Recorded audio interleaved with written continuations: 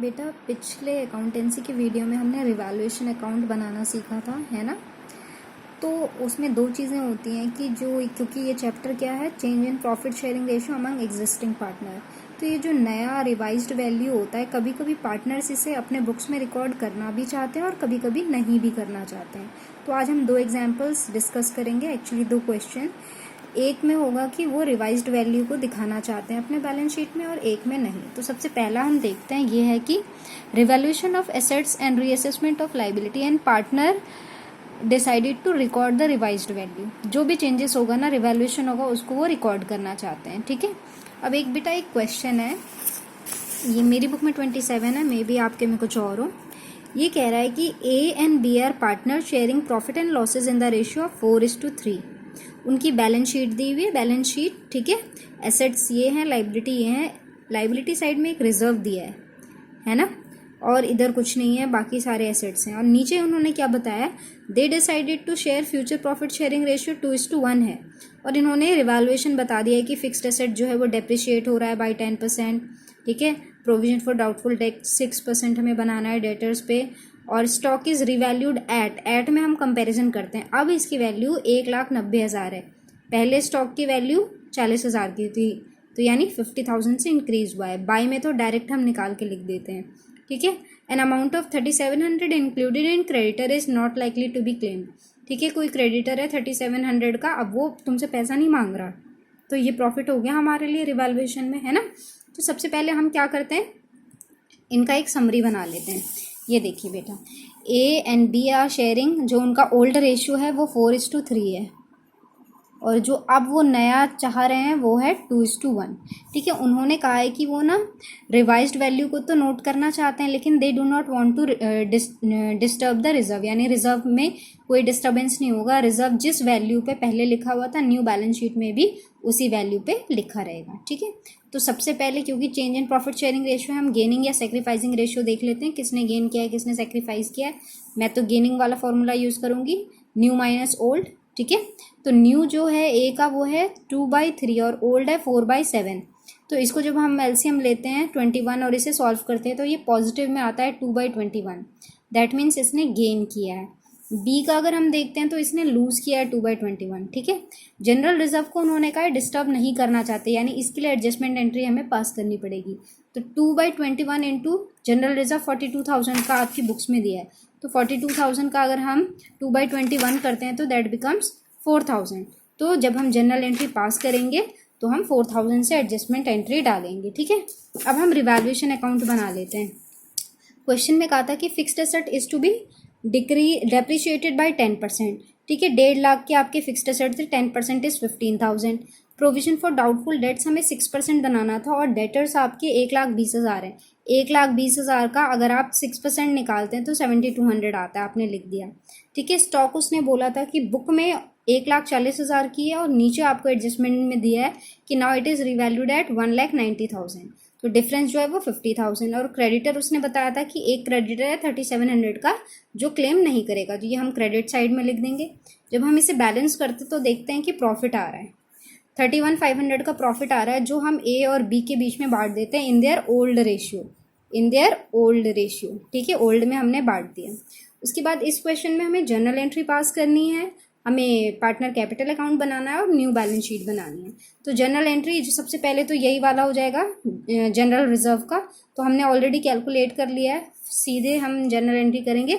तो gainer partner account debited to sacrificer, तो gain A ने किया है तो A's capital account debited to B's capital account 4,000, ठीक है। उसके बाद हम रिवैल्यूएशन की एंट्रीज डाल देते हैं, ठीक है। देखो रिवैल्यूएशन डेबिट हुआ है किन किन चीज़ों से, इन चीज़ों से। तो revaluation account debited to fixed asset to provision for doubtful debts 15,000 7,200 total यहाँ हमने लिख दिया। इस तरह देखो रिवैल्यूएशन अकाउंट क्रेडिट होगा किससे, स्टॉक और क्रेडिटर से। तो नेक्स्ट एंट्री हमारी जो होगी वो क्या हो गई, stock account debited, creditor account debited, और रिवैल्यूएशन अकाउंट क्रेडिट हुआ था, इनकी वजह से हमने क्रेडिट कर दिया, अमाउंट लिख दिया। और जो हमको प्रॉफिट हुआ है जो हमने पार्टनर में बांटा है उसकी भी एंट्री कर दी। Profit on revaluation account debited to A's capital account to B's capital account, again in their old profit sharing ratio हमने बांट दिया, ठीक है। अब हम पार्टनर कैपिटल अकाउंट बनाते हैं।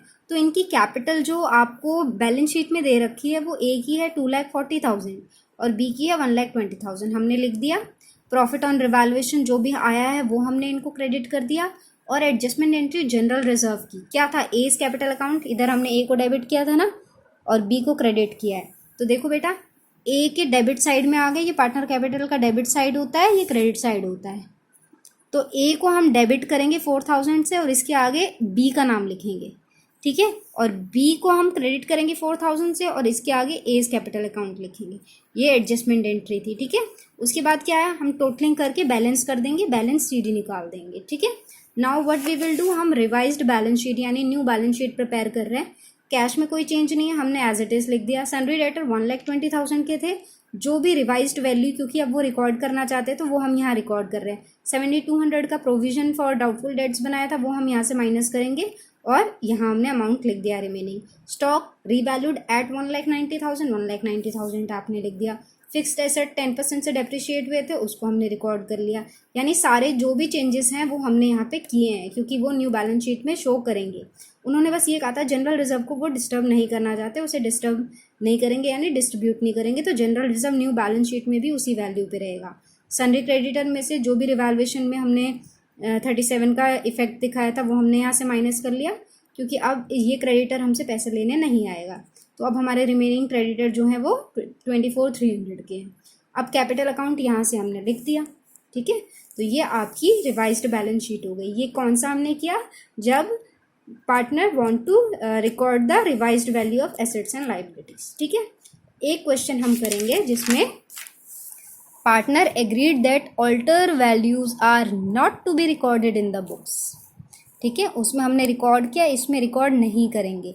इसका मतलब इसका बैलेंस शीट जो होगा पुराना वाला और नया वाला सेम होगा, सिर्फ उनके कैपिटल अकाउंट में डिफरेंस होता है, लेकिन एट द एंड जो है वो एडजस्ट होके ना आपका सेम जो आएगा, अभी देखना जो भी उनकी टोटलिंग होगी वो सेम ही होगी जो पुराने बैलेंस शीट की होगी, ठीक है। इधर हम देख लेते हैं, एक क्वेश्चन है आपका 28, X, Y and Z are sharing profit and losses in the ratio of 5:4:3, ठीक है। देखो इनका जैसे है ना 10,30,000, तो न्यू बैलेंस शीट का भी टोटल 10,30,000 ही आएगा, ठीक है।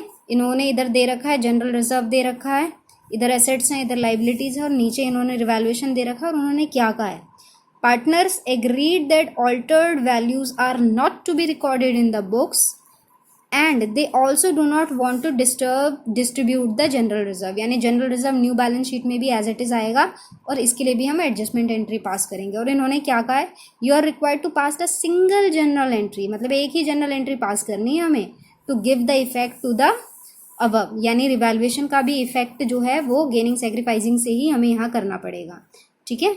तो इस क्वेश्चन का हम समरी कर लेते हैं और क्वेश्चन सॉल्व करते हैं। तो देखिए बेटा, जो इनका ओल्ड प्रॉफिट शेयरिंग रेशियो है वो है 5:4:3 और जो न्यू प्रॉफिट शेयरिंग रेशियो इन्होंने डिसाइड की है वो है 4:3:2। हमें एक एडजस्टमेंट सिंगल एंट्री पास करना है। देखो सिंगल एंट्री पास करना होगा तो बहुत चीज़ें चेंज भी होगी। जनरल रिजर्व को वो डिस्टर्ब नहीं करना चाहते हैं, डिस्ट्रीब्यूट नहीं करेंगे। सबसे पहले फटाफट हम गेनिंग और सेक्रीफाइसिंग रेशियो कैलकुलेट कर लेते हैं। तो गेनिंग एक्स का क्या हो जाएगा, मैं तो न्यू माइनस ओल्ड करूँगी, 4/9 - 5/12। तो आप देखिए 9 और 12 का जो एलसीएम आता है दैट बिकम्स 36। आपको एलसीएम लेके सॉल्व करना आता है तो ये 1/36 आएगा। ये पॉजिटिव है यानी इसने गेन किया है। वाई का 0 आ रहा है, no gaining no sacrificing. Z का जो होता है वो आता है -1/36 यानी इसने जो है वो सेक्रीफाइस किया है, ठीक है। अभी हम अगर इसने सिंगल एंट्री पास नहीं करने बोली होती तो यहीं पे हम 1/36 × 75 कर लेते, पर अभी हम ये नहीं करेंगे, ठीक है, क्योंकि हमें एक सिंगल एंट्री पास करनी है। तो हम इफेक्ट लेंगे एट द एंड। सबसे पहले हम रिवैल्यूएशन अकाउंट बनाएंगे। अब रिवैल्यूएशन अकाउंट में उन्होंने क्या बोला है, उन्होंने बोला है stock is to be appreciated by 20%। तो स्टॉक जो है वो पहले 3 लाख का था तो उसका 20% 60,000 होता है, आपने लिख लिया। फर्नीचर को बोला है it is to be taken at 80% of its value, यानी 20% से डिक्रीज हो रहा है। तो फर्नीचर जो है वो पहले आपका 60,000 का है। नो फर्नीचर आपका जो है वो है 60,000 का। 60,000 का 20% अगर आप निकालते हो तो 12,000 आता है, आपने लिख दिया। प्लांट एंड मशीनरी उसने बोला है कि अब 4 लाख है, पहले 4,20,000 के थे, तो 20,000 का आपका नुकसान हो गया।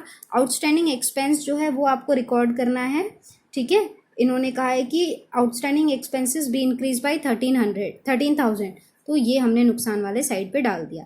अब अगर सिंपल क्वेश्चन होता, आपको एडजस्टमेंट एंट्री नहीं पास करनी होती, तो प्रॉफिट हम XYZ में बांट देते हैं, लेकिन यहाँ पे आप नहीं बांटेंगे, ठीक है। हम सिर्फ ये प्रॉफिट निकाल लेंगे, ये प्रॉफिट हो कितना आ रहा है, 15,000 आ रहा है। देखिए इधर 60,000 है और इसको आप माइनस करेंगे तो बैलेंसिंग फिगर 15,000 आ रहा है। इसको हमें तीनों में नहीं बांटना है, क्योंकि हमें एक सिंगल एंट्री पास करनी है। उसके लिए हम इफेक्ट लेंगे। जनरल रिजर्व 75,000 का है, प्रॉफिट ऑन रिवैल्यूएशन है 15,000। इनको हम टोटल कर लेंगे, इनका टोटल आता है 90,000। इसका इफेक्ट लीजिए, इसका 1/36 इंटू 90,000 करेंगे तो 25 आ रहा है। तो यहाँ पे हम करेंगे gainer partner account, gainer debited to sacrificer, ठीक है। तो कौन है गेनर, एक्स गेनर है और जेड सेक्रीफाइसर है, तो एक्स कैपिटल अकाउंट डेबिटेड, ठीक है, टू जेड्स कैपिटल अकाउंट 2500। समझ गए। ये प्रोसेस नहीं करना है, पहले भी नहीं करना है, क्योंकि आपको एक सिंगल एंट्री पास करनी है। तो दोनों का एक साथ इफेक्ट लेंगे और गेनिंग सेक्रीफाइसिंग वाला है फॉर्मूले से जितना गेन हुआ है या जितना सेक्रीफाइस हुआ है डायरेक्ट यहाँ निकालेंगे, ठीक है। अब हम पार्टनर कैपिटल अकाउंट भी बना लेते हैं। पार्टनर कैपिटल अकाउंट बना लिया, इनका बैलेंस दे रखा है 4 लाख, वाई का दे रखा है 3 लाख और जेड का दे रखा है 2 लाख। ये हमने ओल्ड बैलेंस शीट से ली है। अभी हमने एक सिंगल ये वाली एडजस्टमेंट एंट्री पास की है ना, तो इसी का इफेक्ट बस दिखाएंगे। तो जेड को क्रेडिट किया है 2500, तो जेड को क्रेडिट किया है। आगे हम एक्स का नाम लिखेंगे और एक्स को डेबिट किया है, तो एक्स को डेबिट करेंगे 2500 से और यहाँ जेड का नाम लिखेंगे। उसके बाद इधर के टोटल में से ये माइनस कर दीजिए, बैलेंसिंग फिगर आपका आ जाएगा। उसके बाद न्यू बैलेंस शीट, सारी चीज़ें एज इट इज़ रहेगी, कुछ आप चेंज नहीं करेंगे सिवाय इस कैपिटल अकाउंट के। सब वैसे ही लिख दीजिए, आप देखिएगा ये सारी चीज़ें वैसे ही लिखी है, ठीक है। बस कैपिटल अकाउंट जो है वो यहाँ से हम नया वाला वैल्यूज लेंगे। लेकिन आप देखोगे तो ये जो बाहर का टोटल है ना वो सेम ही है, पहले भी 9 लाख ही था इनका कैपिटल, अब भी 9 लाख ही है। तो ये देखो 10,30,000 वापस आपके पुराने बैलेंस शीट में जो दे रखा है वही है। देखो यहाँ भी 10,30,000 है ना।